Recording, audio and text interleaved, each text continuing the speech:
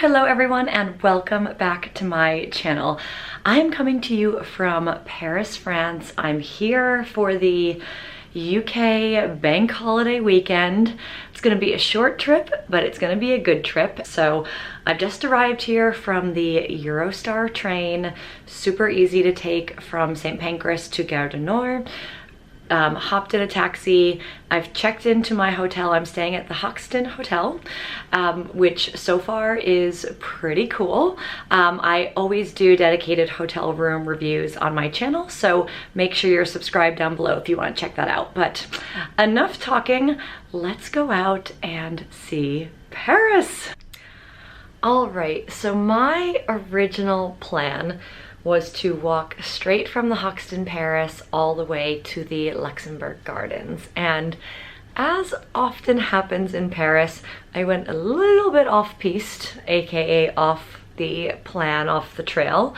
So I don't know exactly when I went off-piste, but I somehow accidentally diverted and made a wrong turn or two and found myself at the Palais-Royal. So I said, well, when in Paris, might as well go check out the Palais-Royal, which is I went first through the gardens, and what's lovely about that is in Paris, people really just bring their books, bring a friend, bring some wine to the parks and gardens, and they just enjoy their time. They just relax, whether they're alone or with someone. And it was so wonderfully quiet and just chill.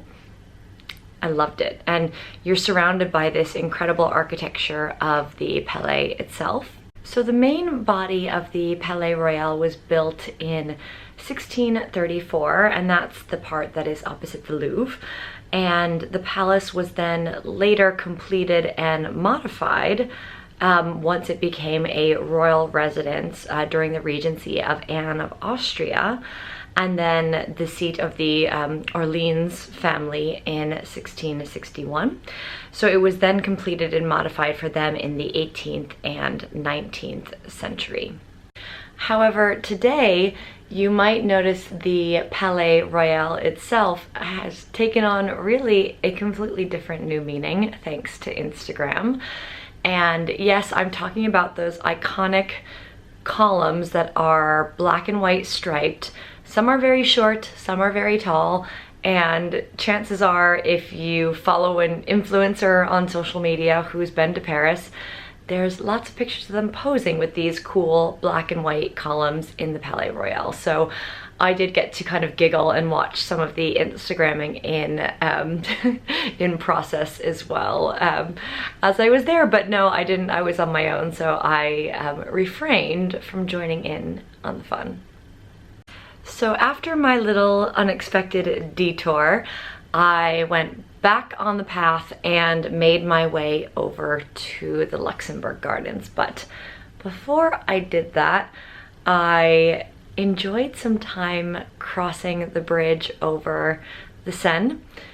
I mean, anytime you get to cross over the Seine in Paris, it's just quite magical to see the water, to see the boats.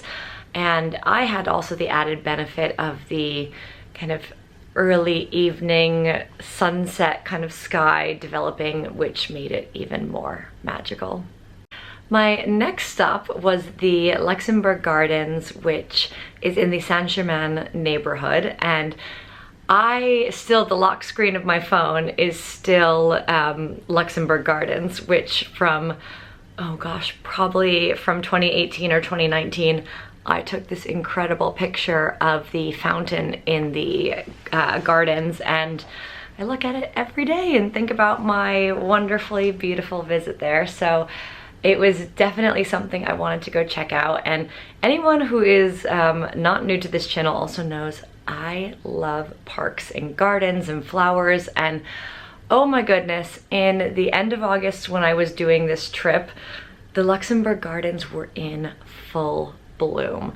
And I've never seen them in full bloom. So that in itself was a treat. There were palm trees, there were gorgeous flowers, everything was super green, and it was the kind of evening that you wanted to just take one of those chairs that kind of dot around the park and just chill for a while, which is exactly what I ended up doing.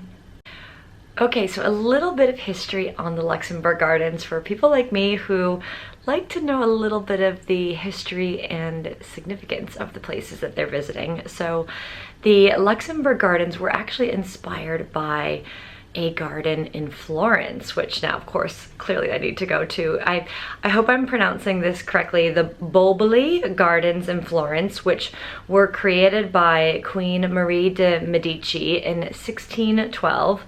And the gardens today cover 25 hectares of land. They are split into French gardens and English gardens. And between the two of them lies a geometric forest and a pond. The pond is super cool. On the night that I went, people had their like little mini, I want to call them toy sailboats, but I feel like they're like very posh looking little toy sailboats, and there was races and things, some friendly competition happening. So that was really wonderful to see and enjoy. But yeah, there's so many different kind of nooks and elements of the park to enjoy. I didn't actually realize there's also a rose garden, so I definitely didn't venture that deep into the park. So shame on me for only kind of hanging out more in the kind of center piece of it. But even if you just go see that and check out some of the gorgeous statues, it really makes for just a wonderful way to spend a few hours. Or honestly, if it was a great day, I would get some takeaway sandwiches and salads and a juice or a coffee and go sit in the park on those chairs and just chill. It was wonderful.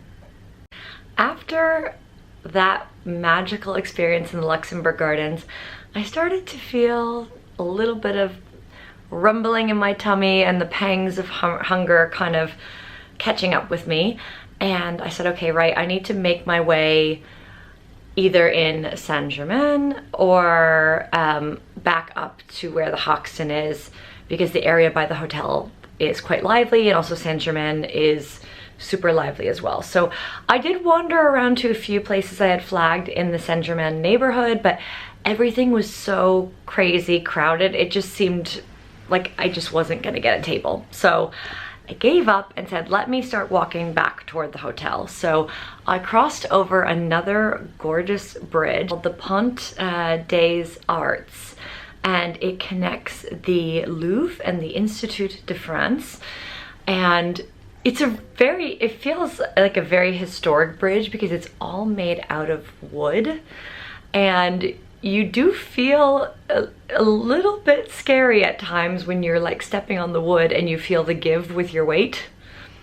So yes, I did enjoy taking some pictures and some videos, because this is the kind of bridge you do want to pose for a picture or just take in the gorgeous views of the Seine, because on one side you have just the bridges, but on the other side the Seine starts to split. So it's nice, spend some time there if you do it. And then as I went across the bridge, I realized that I was in the back entrance of the Louvre, and I found myself all of a sudden in this gorgeous inner courtyard kind of behind the Louvre, taking in the architecture of the buildings, thinking, wow, this is, I mean, Paris. Everywhere you turn, it's just so historic, so beautiful, so special. You really just feel like you're stepping back in time in the most wonderful way when you come to Paris, because you feel like these buildings that have been around for so long, and you're seeing them, you know, in 2022 or later, and you think about so many lives and things that they've lived through. But then, as I was kind of, you know, getting all romantic about the architecture, I started to notice out of the corner of my eye that the famous kind of pyramid outside the Louvre, there was this incredible sunset happening around it. So I decided to go investigate further, and I basically stumbled upon a golden hour at the Louvre. And what I mean by golden hour, it's like that magical time with the sunset where, because the pyramid is glass, just the way that the light was kind of hitting the pyramid with the sunset, I mean, you just can't make this stuff up. I didn't plan in any of this. I didn't have a schedule or set a time. I think sometimes when you're traveling, just you have to go with the flow, and the right things that are meant to be happen at the right time, and that was this evening. So I mean, I feel like the word of this vlog so far is magical. So after my magical golden hour at the Louvre, I was definitely getting hungrier and very tired from all of the walking, and I was like, I need to find dinner soon. So I made a beeline to head back closer to where my hotel was, because I knew I had a handful of restaurants around there. But when I was about a few blocks from it, I actually ran into this place called Dahlia, which is a Middle Eastern restaurant, and the interior is super chic and cool and trendy, but it's one of those places that doesn't feel stuffy. It feels lively and bustling, and as a solo traveler, at least tonight, they had bar seating. So especially when I'm traveling alone, I really like to go sit at like counter seating at a bar. So I immediately saw there was one seat left at the bar, as luck would have it. I asked for it and I got it, and they could not have been nicer. Obviously, I don't speak French well, and of course I always try, but they were so warm and welcoming, friendly. The great thing is, because I was sitting at the bar ordering my glass of rosé, I got to see the chefs making the food. So I was very quick to be like, okay, I want this and I want that.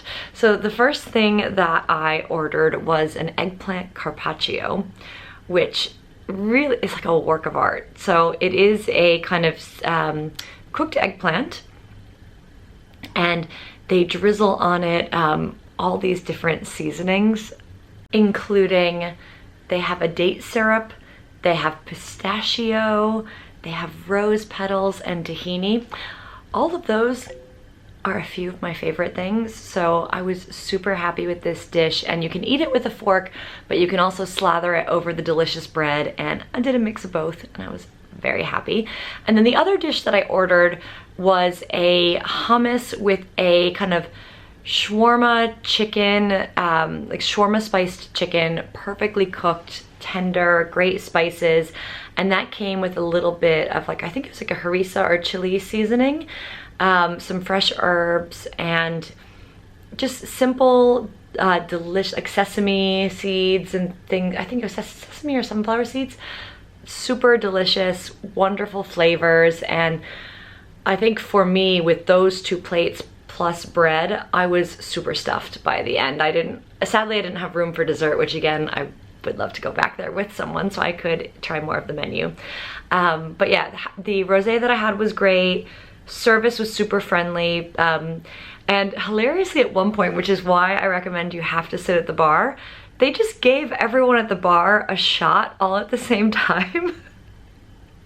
I have no idea why, but all of a sudden we all were becoming friends because everyone had to do a certain kind of cheers and do the shot together, and it was a moment. So this is where I think when I travel, I do so much research. I plan, you know, I try and find like cool spots I want to try, but I think sometimes you have to lean into serendipity, and sometimes you don't find the right restaurant finds you, and that's exactly what happened tonight, and I would highly recommend that if you are coming to Paris. Hello everyone, Jessica from the future here. I am just editing the final bits of this Paris travel vlog, and I have too much footage, so I'm going to end the vlog right here, but there's gonna be another one coming, so make sure you're subscribed to my channel if you want to see the next one, and if the video is already ready, it will be down in the description box, because obviously these videos live on the internet for a very long time.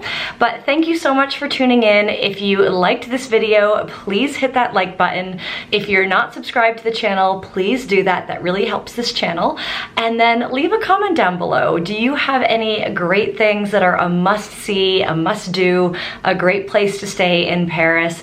As I always say, sharing is caring here on this channel, so make sure you leave that in a comment down below. And thank you again for tuning in, and I will see you soon.